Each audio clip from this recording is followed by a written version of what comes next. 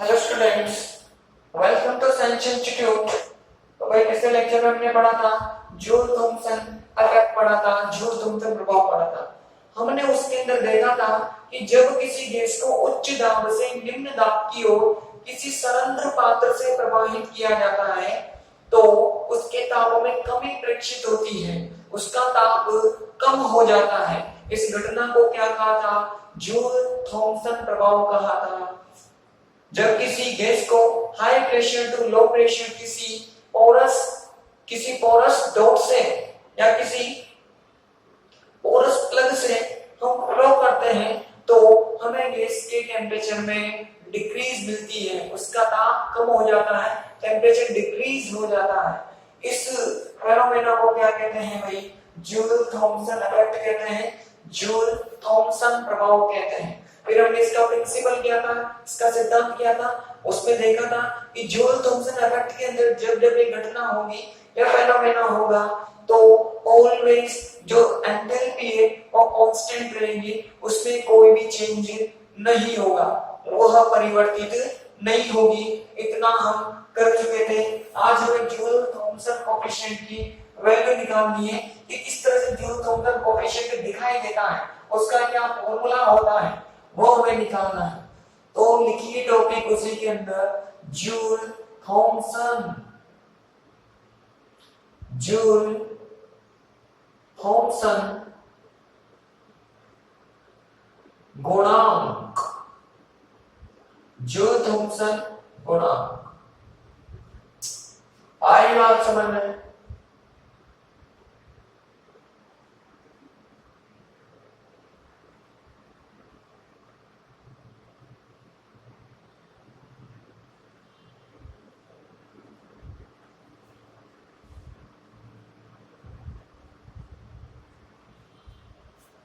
देखो भाई, joule Thomson गुणांक को लिखा जाता है म्यू जेटी से, जैसे जूल टी से थॉमसन, और ये होता कितना है? ये होता है डेल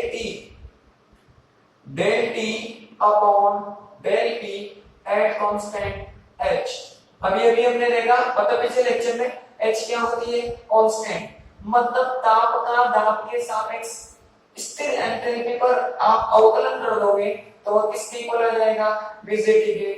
कांस्टेंट एंथैल्पी पर टेंपरेचर का प्रेशर के रेस्पेक्ट में आप डिफरेंशिएशन कर दोगे तो जो वैल्यू मिलेगी या जो क्वांटिटी मिलेगी आपको, उस क्वांटिटी को कहा जाता है mu JT, Joule Thomson coefficient.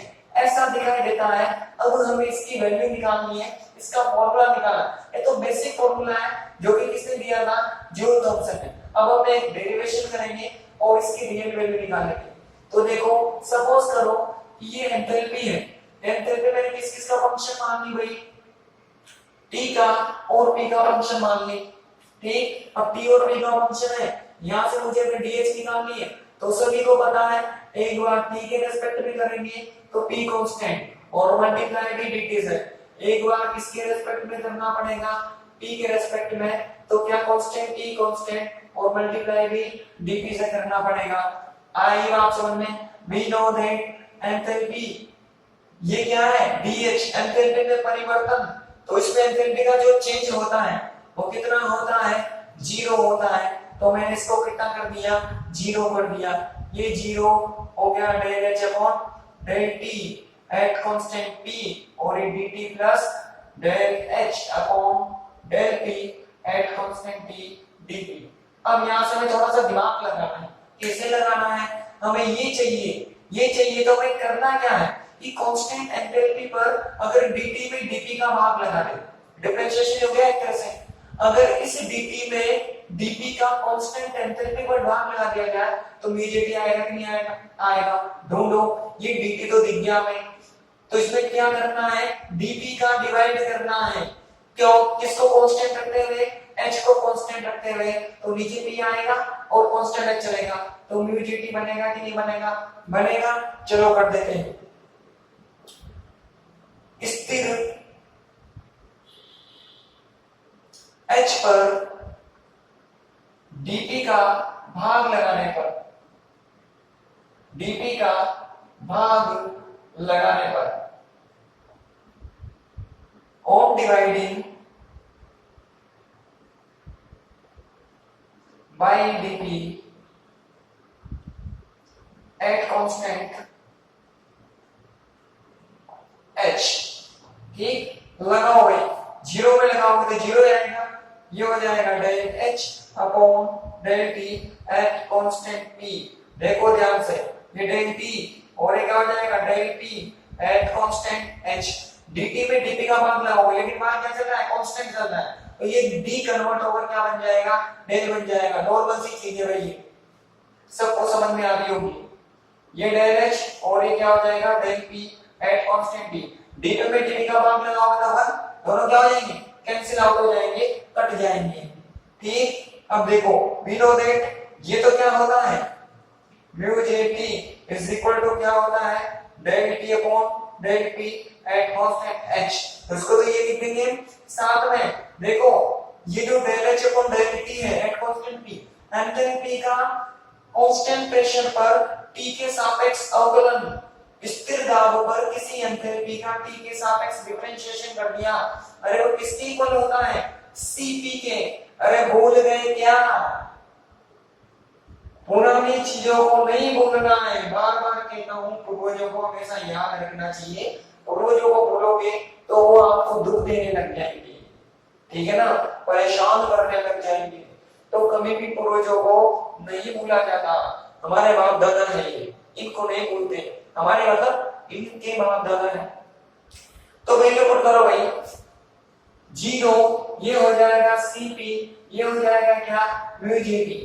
हो गया भाई, इधर की तरफ ये हो गया, क्या हो गया, del H upon del P at constant T. Mu JT की वैल्यू निकालनी है, सबको इधर ट्रांसफर कर दो, सबको इधर ट्रांसफर कर देंगे। तो ये म्यू जेटी ऐसे कर दिया मैंने थोड़ा सा उल्टा, ये इक्वल और ये प्लस क्या है, इधर क्या हो जाएगा, माइनस हो जाएगा। अरे होगा कि नहीं होगा, होगा, बहुत अच्छे से होगा। सीपी को भी नीचे की तरफ टिका दो, ये हो जाएगा 1 अपॉन सीपी, ये माइनस आगे, ये मल्टीप्लाई, ये del H upon del P at constant क्या हो गया, पी हो गया। बोलो म्यू जेटी की वैल्यू आ गई कि नहीं आ गई। आपको म्यू जेटी निकालना है तो क्या क्या करना है, एक तो आपको इस क्वांटिटी का मान पता होना चाहिए और एक सीपी का मान पता होना चाहिए। दोनों को सॉल्व कर दोगे तो आपको क्या मिल जाएगा, म्यू जेटी मिल जाएगा। ठीक, इनको सॉल्व कर दो मान रख के तो आपको म्यू जेटी का मान मिल जाएगा। ठीक है भाई, फटाफट से लिख लो, हाँ फटाफट लिख लो भाई, जल्दी लिखो जल्दी लिखो।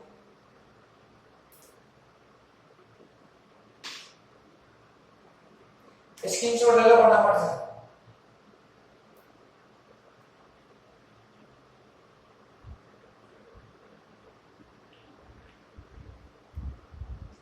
ले लिया होगा आपने। ये हमने क्या निकाल लिया भाई, जो थॉमसन गुणांक निकाल लिया। इसका बेसिक फॉर्मूला आ गया हमारे पास कि किसी भी गैस का हमें कैलकुलेट करना है तो दोनों क्वांटिटीज की वैल्यू पुट कर दो आप, तो आपका काम हो जाएगा। लिख लो इसके नीचे, उपरोक्त सूत्र की सहायता से, उपरोक्त सूत्र की सहायता से जूल थॉमसन गुणांक ज्ञात किया जा सकता है, जूल थॉमसन गुणांक ज्ञात किया जा सकता है by above formula, by above formula Joule Thomson coefficient, Joule Thomson coefficient can be, Joule Thomson coefficient can be determined, Joule Thomson coefficient can be determined. ठीक, अब देखो हमें इसकी वैल्यू निकालनी है अलग अलग प्रकार की गैसों के लिए। अब हम जानते हैं गैसें वैसे भी कितने टाइप की होती है, 2 टाइप की, 2 प्रकार की। अरे कौन कौन सी, बोलो जरा, बोलो कमेंट करके बताया करो मुझे।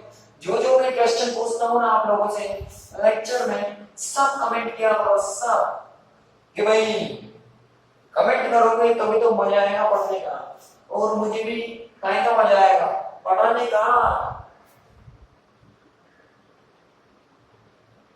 तो दोनों को मजा आना चाहिए, आपको भी और मुझे भी। देखो भाई, तो कितनी तरह की गैसें होती है? दो तरह की। कौन कौन सी? आदर्श और वास्तविक, आइडियल और रियल गैसें होती हैं। दोनों तरह की गैसों के लिए हम म्यूजीटी की वैल्यू निकालेंगे। तो पहले हम किसके लिए निकालेंगे? आदर्श गैसों के लिए। आदर्श गैस के लिए जूल थॉमसन गुणांक, जूल थॉमसन गुणांक, ठीक, ये हमें मान निकालना है। Joule Thomson coefficient for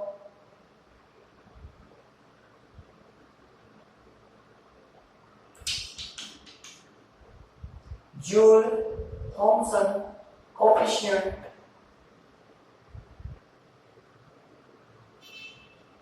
for ideal gas, ठीक। शुरू करते हैं भाई, हमें फॉर्मूला पता लग गया, हमें उसका मान निकालना है, ठीक। देखो भाई कैसे निकालेंगे? since we know that, what we know that, we know that, और इतना जानते कि नहीं जानते? ये फॉर्मूला तो हमने काफी टाइम यूज किया है इसी यूनिट के अंदर। बोलो किया है कि नहीं किया? किया है भाई। तो हम इस चीज को जानते हैं, ठीक। अब हम फिर से इतना जानते हैं क्या कि पीवी बराबर क्या होता है? RT. PV is equal to क्या होता है? आरटी। और 1 मोल, एक मोल के लिए, अरे एक मोल के लिए ही ऐसा होता है ना? बिल्कुल सही, तो लिख दो। दिस इंप्लाइज क्या हो जाएगा भाई? H H is equal to E plus RT। हुआ कि नहीं हुआ? अब देखो, अगर पीजीटी में ध्यान से देखा हो, आपने ध्यान से देखा हो, तो भाई क्या निकालना पड़ता है? Del H upon del P at constant T निकालना पड़ता है। याद है ना? बगल में फॉर्मूला होगा, ये भी लगाया था ना डेरिवेशन, ये चीज निकालनी है। और इधर की तरफ क्या आता है? C भी आता है, ठीक। तो हमें क्या निकालना भाई? ये निकालना है। एंगल पे तो दिखाई दे रही है, मतलब t को कांस्टेंट करके t के रेस्पेक्ट में अवकलन करना है, इसको कांस्टेंट करके t के सापेक्ष में क्या करना है? अवकलन करना है। थोड़ा दिमाग से चलना है हमें। तो हमें ये मान निकालना है, तो निकालो, लिख दो यहां पर t को स्थिर या स्थिर t पर, स्थिर t पर p के सापेक्ष अवकलन करने पर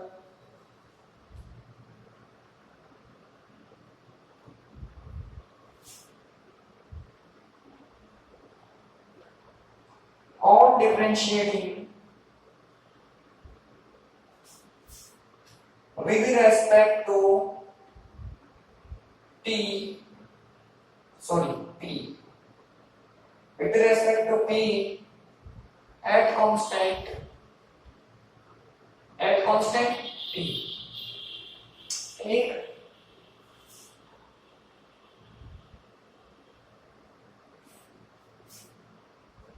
कर दो भाई, यहां से क्या बनेगा?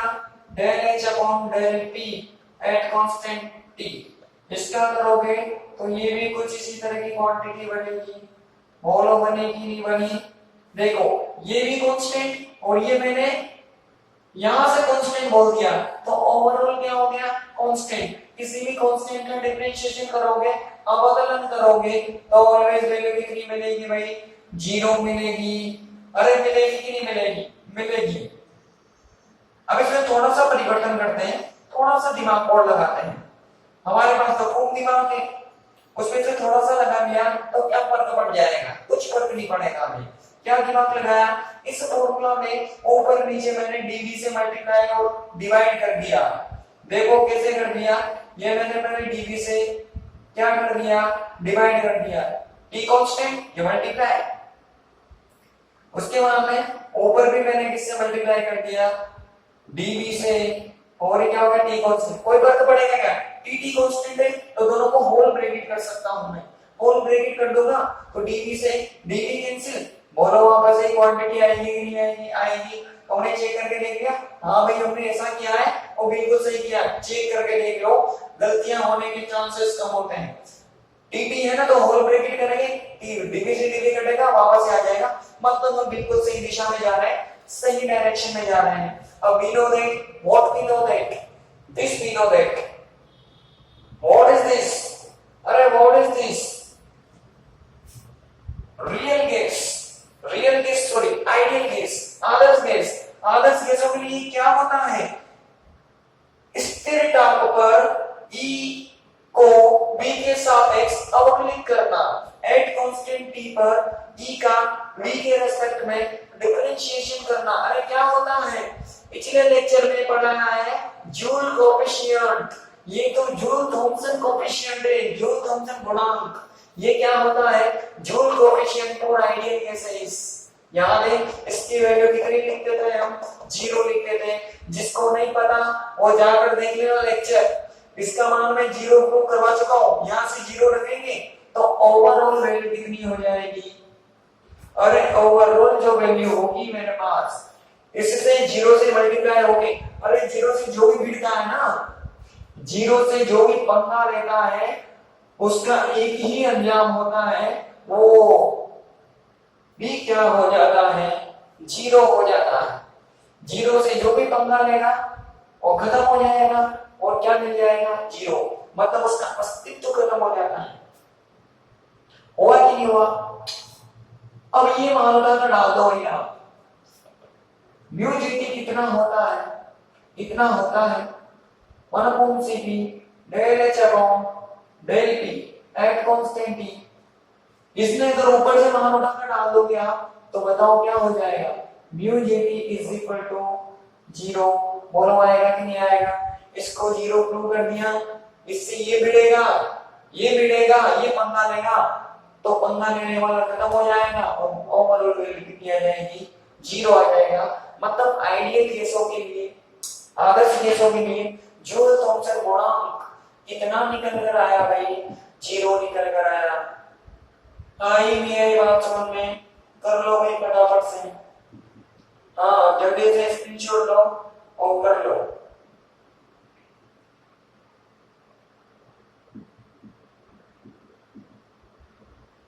ठीक,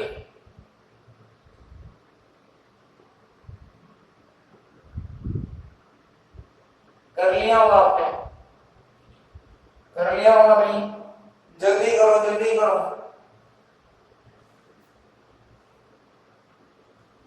ठीक, आगे बढ़ते हैं। अब हमने रियल केसों के लिए करना है, आइडियल के लिए मतलब आदर्श के लिए कर लिया। अब किसकी बारी है, रियल केसों की बारी है।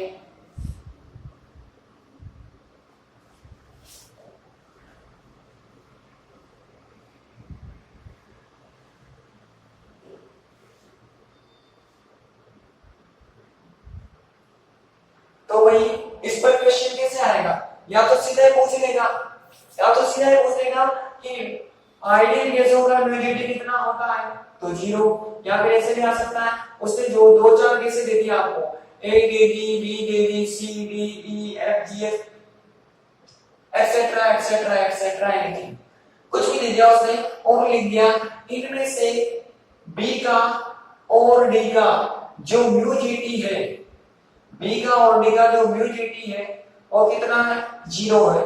और जो बची कौन कौन सी, ए बच गई, सी बच गई, उसके बाद में ई और एफ का म्यूजिटी नॉट इक्वल टू 0 है।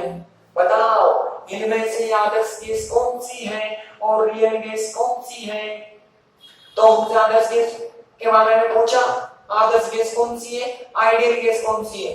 अरे हमें पता है जो जो आइडियल केस होगी, जो जो आदर्श केस होगी, उसका जो म्यूजिटी है वो ऑलवेज कितना मिलेगा, 0। तो जिस जिस केस का म्यूजिटी 0 मिल जाए और सब के सब कौन सी केस हैं, आइडियल केस हैं, तो मतलब हमारा आंसर क्या हो जाएगा, बी भी आइडियल गैस है और डी भी आइडियल गैस है, दोनों की दोनों कैसी है, आदर्श है। ऐसे करके भी इसका आंसर आ सकता है। तो कैसे भी आए हमें हर तरह की कंडीशन के लिए प्रिपेयर रहना है, तैयार रहना है। उसी चीज को कहा जाता है पढ़ाई, उसी चीज को क्या कहते हैं, स्टडी कहते हैं। तो हमें मस्त तरीके से समझना है, मस्त का मतलब एकदम एकदम कुछ भी पूछो मतलब सब सब आना चाहिए में, सब एवरीथिंग एवरीथिंग। अब किसके लिए करना है भाई, वास्तविक गैसों के लिए, वास्तविक गैस। तो इधर क्या कर देंगे हम, बदलकर रियल गैस कर देंगे। बोलो दोनों के लिए कर देंगे तो दुनिया में कोई गैस बचेगी क्या, बच ही नहीं सकती, या तो आइडियल होगी या रियल होगी। जब दोनों के लिए हमसे आएगा तो फिर बचेगा क्या, पूछने के लिए कुछ नहीं बचेगा, और एग्जामिनर हताश हो जाएगा कि पूछो क्या, इनको तो सभी आता है। ठीक, जूल थॉमसन गुणांक। चलो वही करते हैं। तो हमें इसके लिए क्या लेनी पड़ेगी, इसकी इक्वेशन लेनी पड़ेगी। आपको इसकी इक्वेशन तो पता ही होगी, रियल गैसें या वैन डर वाल गैसें, उनकी इक्वेशन क्या होती है, फर्स्ट ईयर में पढ़ी होगी। हाँ बोल दो फटाफट से भाई, P plus A upon V square, याद आ गई होगी भाई, इज इक्वल टू क्या होता है, आर टी होता है। बोलो इतना ही होता है क्या, बिल्कुल इतना ही होता है। मल्टीप्लाई कर दो इन सबको, पहले इसको दोनों ब्रैकेट को मल्टीप्लाई कर दोगे तो पीवी, इसको इससे किया तो पीवी, इसको इससे किया तो पीवी, सबको आता है ना मल्टीप्लाई। ये इसको इससे किया तो बी से भी कैंसिल, तो मतलब क्या आएगा, ए अपॉन बी आएगा। इसको इससे करेंगे तो माइनस, और क्या आ जाएगा, A B upon B square. इतना तो सबको आता होगा। अब देखो ये ए और बी होते हैं वैन डर वाल कांस्टेंट, वैन डर वाल स्थिरांक। ठीक, इन दोनों का मान पॉइंट्स में आता है, पॉइंट्स में। जब दो पॉइंट वाली नंबर्स को एक दूसरे से मल्टीप्लाई करते हैं, पॉइंट वाली नंबर वैसे छोटी होती है, और फिर दो को मल्टीप्लाई कर दिया तो और ज्यादा पॉइंट, और ज्यादा पॉइंट का मतलब और छोटी नंबर। फिर इसको v की स्क्वायर से, तो वीक है वैसे बड़ा है, बड़ी चीज है, स्क्वायर कर दिया और बड़ा बन गया। इस छोटी सी चीज में इस बड़ी चीज का, बड़ी अमाउंट का डिवाइड करोगे, भाग लगाओगे तो और बच्ची सी चीज बनेगी, और छोटी सी चीज बनेगी। तो ओवरऑल मैं कह सकता हूं कि यहां से इसको इस रिएक्शन में, मतलब इस इक्वेशन में रखो या ना रखो, कोई खास फर्क नहीं पड़ने वाला, क्योंकि इसकी वैल्यू बहुत ही कम है, बहुत ही कम है, बहुत स्मॉल वैल्यू है। तो मैं इसको क्या बोल सकता हूं, a अपॉन बी स्क्वायर को नगण्य मानकर, नगण्य मानने पर, on neglecting, on neglecting a B upon B square. आई बात समझ में, बता दिया क्यों माना, क्योंकि बहुत छोटा है। तो फाइनल इक्वेशन क्या बचेगी हमारे पास, इतनी बचेगी, PV minus PV plus A upon B is equal to R T. इसको छोड़कर सबको उधर भेजो, इनका काम ही नहीं है इधर। तो क्या हो जाएगा, आर टी प्लस पीवी, और ये क्या हो जाएगा, ए अपॉन बी। उधर जाएगा, ये गया तो प्लस और ये गया तो माइनस। पी को भी गिफ्ट में नीचे भेज दो, इसका भी काम नहीं है हमें। ये डिवाइड में इसके साथ पी नीचे से डिवाइड होगा तो केवल बी बचेगा, और इधर की तरफ होगा तो क्या बचेगा भाई, पीवी हो जाएगा। बोलो होगा कि नहीं होगा, होगा, अच्छे से होगा। We know that PV is equal to क्या होता है, RT for 1 mole of equation या 1 मोल ऑफ गैस। लगा लो भाई, V बराबर आरटी अपॉन पी और प्लस बी, ये ए अपॉन आरटी। बोलो इक्वेशन हम बन आ गई कि नहीं आ गई, आ गई, अच्छी बात है, आगे बढ़ो। अब देखो हमें क्या करना है, इस इक्वेशन का हमें स्थिर दाब पर T के सापेक्ष अवकलन करना है, कांस्टेंट प्रेशर पर T के रिस्पेक्ट में डिफरेंशिएशन करना है। तो ये लिखा हमने, स्थिर P पर T के सापेक्ष अवकलन करने पर on differentiating with respect to t at constant t, ठीक।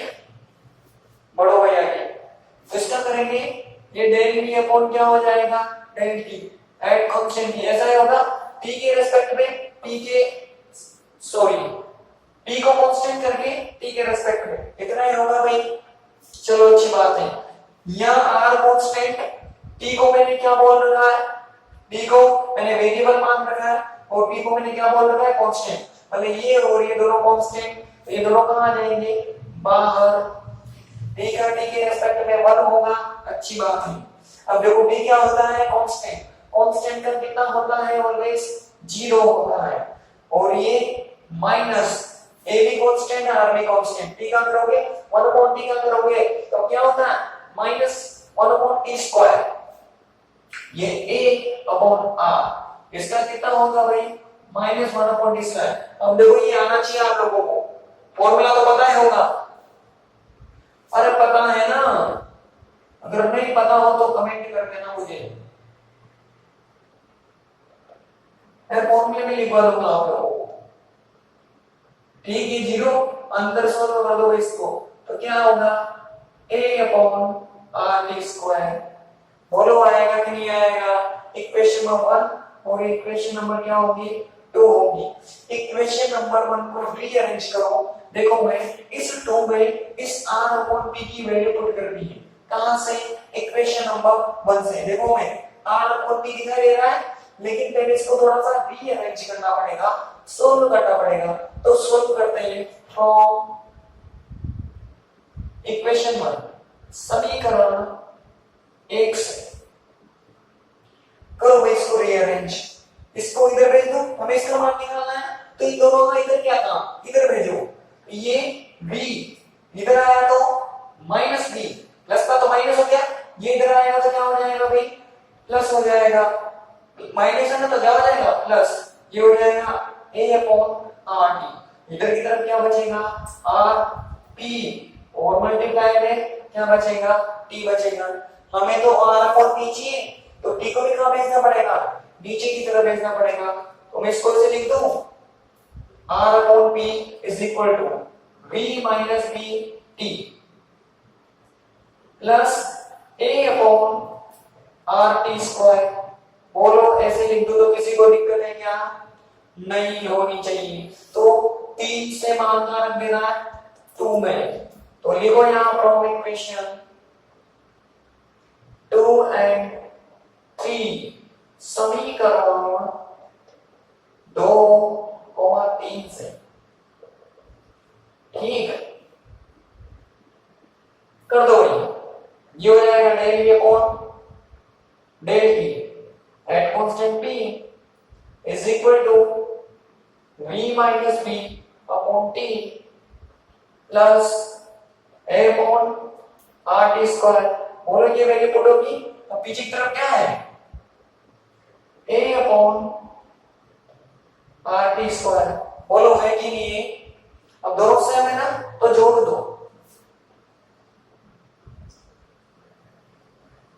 जोड़ दो इन दोनों को तो क्या हो जाएगा,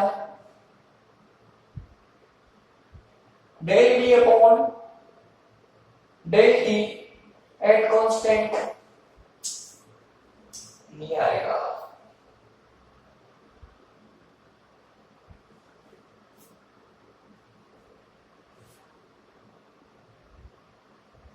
del T upon del T at constant क्या हो जाएगा, p, ठीक। ये हो जाएगा v minus p upon t और इधर की तरफ क्या हो जाएगा 2a upon r t square. दिख रहा है नहीं दिख रहा है, मैं चेक करता हूं भैया, दिख रहा है, सही है भाई, ठीक हो गया। इतना दोनों को ऐड कर दिया हमने। अब यहां से t है, यहां भी t है, t को कॉमन लेके थोड़ा इधर मल्टीप्लाई कर दो, थोड़ा सा मैं तरीका रिअरेंज करना और कुछ नहीं करना मैं इसको, ठीक है ना। तो ये देखो t को कॉमन लिया, इधर डिवाइड में था, इधर जाएगा तो मल्टीप्लाई में, तो ये t और ये जाएगा del v upon del t, at constant क्या हो जाएगा p हो जाएगा, और ये हो जाएगा v माइनस v, t तो गया इसके साथ से, अब इधर की तरफ प्लस, और ये क्या हो जाएगा 2a अपॉन rt स्क्वायर। बोलो किसी को कोई दिक्कत? इक्वेशन 3 होगी थी, ये क्या हो गई इक्वेशन नंबर 4 होगी। अब देखो यहाँ पर हमें एक रिलेशन ध्यान रखना पड़ेगा, फ्रॉम TdS ऊष्मागतिकी से एक छोटा सा रिलेशन है, वो हमारे डायरेक्ट ही है भाई, उसको आपको ध्यान रखना ही पड़ेगा। क्या है? V is equal to T del V upon del T at constant P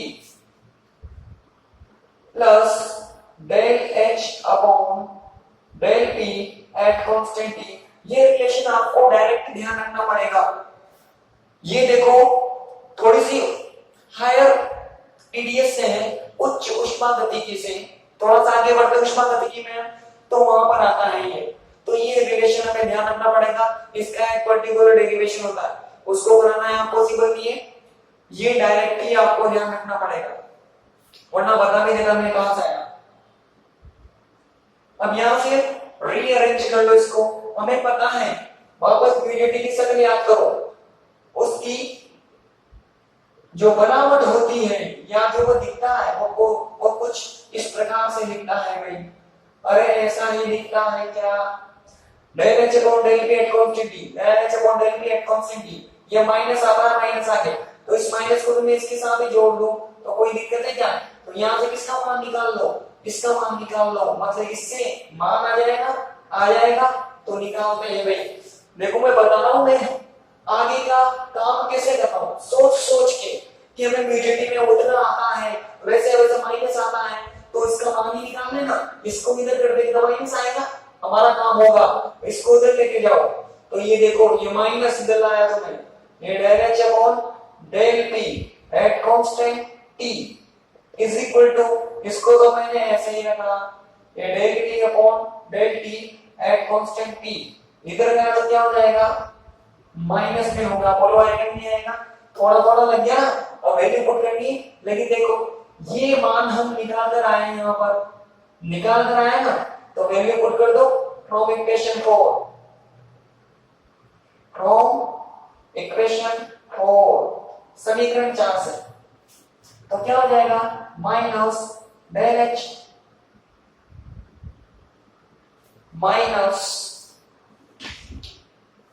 इसमें तो नहीं होगा, del h upon del p at constant t is equal to, इसका मान उठाओ भाई यहां से, ये v minus b plus 2a upon rt square, पीछे की तरफ b हो गया, ये माइनस v ये प्लस v से v कैंसिल हो गया, तो फाइनल वैल्यू निकल कर कितनी है मैं आपके पास, del h upon del p at constant t is equal to, इसको थोड़ा सा अरेंज कर दो, 2a upon rt square minus b, बोलो इक्वेशन नंबर 5 आई कि नहीं आई? अरे इतना आया कि नहीं आया? आ गया होगा, आया ना भाई सबको समझ में? हमने क्या निकाल लिया, इतना मान निकाल लिया, 16 तरह के निकाल लिया। अब इसका मान कुछ नहीं करना है, म्यू के फॉर्मूले में सीधा पुट करना है, और हमें क्या मिल जाएगा, रियल केस होगा म्यू जेटी मिल जाएगा। एक बार और इस डेरिवेशन को मैं एक्सप्लेन कर देता हूं। ये हमने इक्वेशन ली थी, फिर हमने मल्टीप्लाई किया, नेगलेक्ट किया, सोल्व किया, तो हमें इतना आ गया, सब उधर ट्रांसफर किया, तो यहां से b बन गया। इसमें तो कोई दिक्कत नहीं है, केवल हमने थोड़ा सा रीअरेंज किया इक्वेशन को। फिर देखो इतना होता है तो यहाँ पर वैल्यू पुट कर दी, फिर हमने क्या किया, स्थिर दाब पर t के रेस्पेक्ट में डिफरेंशिएशन कर दिया, स्थिर दाब पर t के रेस्पेक्ट में डिफरेंशिएशन, तो जो होना था वो हो गया। ये दोनों कांस्टेंट थे तो बाहर की तरफ चले गए, t का 1, ये भी कांस्टेंट था तो 0 हो गया, और यहाँ से ये दोनों कांस्टेंट तो रुक गए, और 1 अपॉन t का कितना होता है -1/t² वाला डिफरेंशिएशन अवकलन इतना होता है इसका। सॉल्व करने इतना आ गया। अब इसका मान रखना चाहते थे हम, कहां से, यहां से। हमें ये नजर तो आ रहा था कि ये ना, लेकिन देखो बाकी कचरा भी नजर आ रहा है, तो हमें इस कचरे को साफ करना पड़ेगा, इसको रीअरेंज करना पड़ेगा। तो हमने किया और इस तरह से मान निकाल दिया, निकाल कर इसमें पुट कर दिया, सॉल्व कर दिया, तो ये कुछ इस प्रकार से बनी कि नहीं बनी, बन गई। उसके बाद में मान निकाल लिया, टी को दिक्रांत कर दिया, फिर टीडीएस से रिलेशन लगाया, हमें थोड़ा सा दिमाग लगा कि इसका मान निकाला, फिर इसमें वैल्यू पुट की, सॉल्व कर लिया, तो इतना आंसर आ गया। ठीक, इसको आपको सीधे कॉपी करना है, सीधे ऐसे कैसे, स्क्रीनशॉट ले लो भाई फटाफट से, डेरिवेशन को खत्म करते हैं आज। ले लिया होगा आपने, वहां तक कर लेना। अब उसके बाद से